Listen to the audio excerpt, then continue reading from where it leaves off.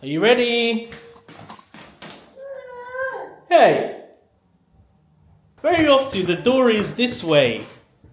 That's the door. Hat! My hat! What? I'm just wearing my hat! Look, wear my hat, didn't you? I've come out with the family to have a stroll or a nice walk. Well, just to get out and get some sunlight. Obviously, I'm feeling still very under the weather, but yeah, I miss these guys, so I thought it would be nice to come out and just, you know, spend some quality time with them.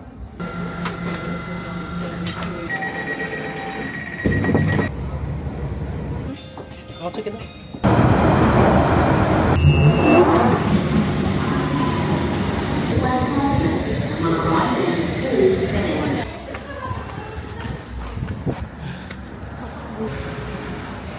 That corner there? Yeah. Cool little baby taxi. I think Yassine's one cooler though. Been stood here for the last minute and a half. No one is seating us. Are we supposed to just go sit down? Yeah? Alright, let's go. Right there. After having Yassine, it was very difficult and it was very rare that we would be able to go out and, you know, enjoy food in peace. He's now asleep, which means that we can probably enjoy at least ordering the food in peace.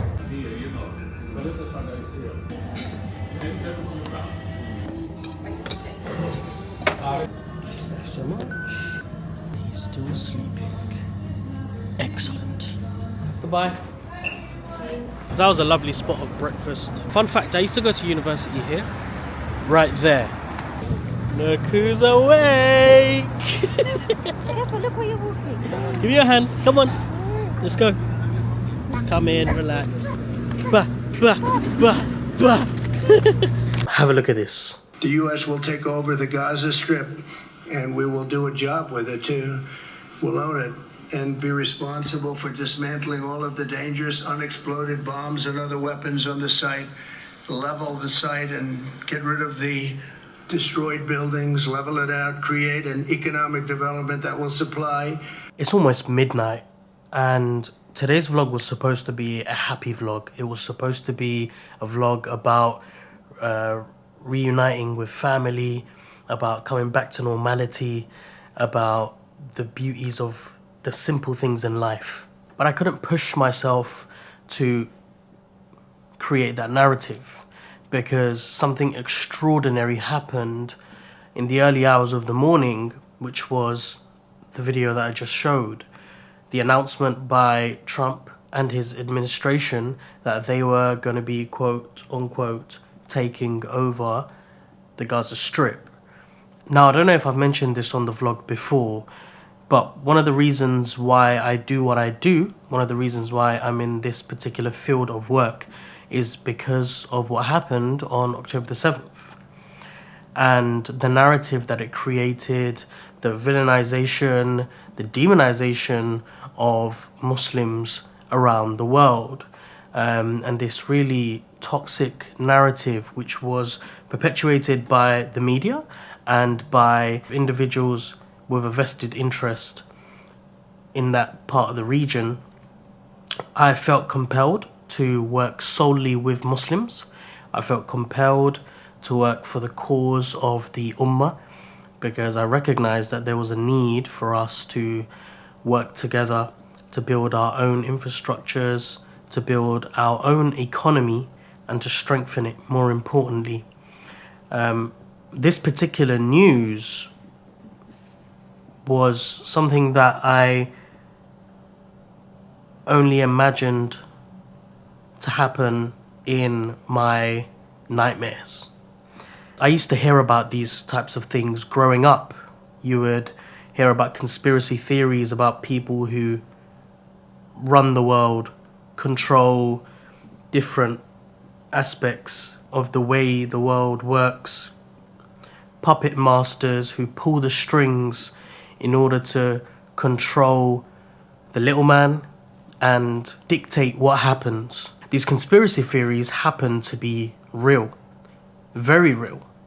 And this particular event, which took place, is proof that the world is against us. You and I, and almost 2 billion others. This Trump and Israel narrative will be front and center for the next few years. How it plays out, we'll find out in due course. But what is certain is that they get to decide the fate of innocent people's lives. They get to decide what happens to them. And every fiber in my body wants to scream and shout at you, the Muslim, the community who failed to step in when it mattered most.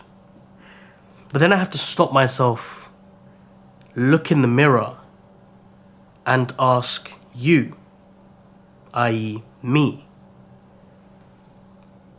did you do enough?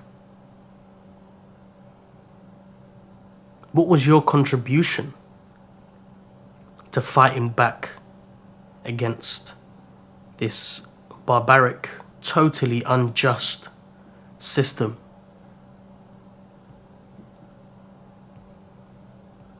There is some benefit in what's happening around the world because it's adding fuel to the fire which drives us to figure it out, to find the solution and the answer.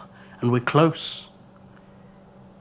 If there's one thing I learned from October the 7th is that Muslims are not weak. Muslims are not fragmented as we're led to believe they are. Muslims are strong. Muslims have that inner drive, that inner grit. You can push us around only so far before we wake up and start pushing back.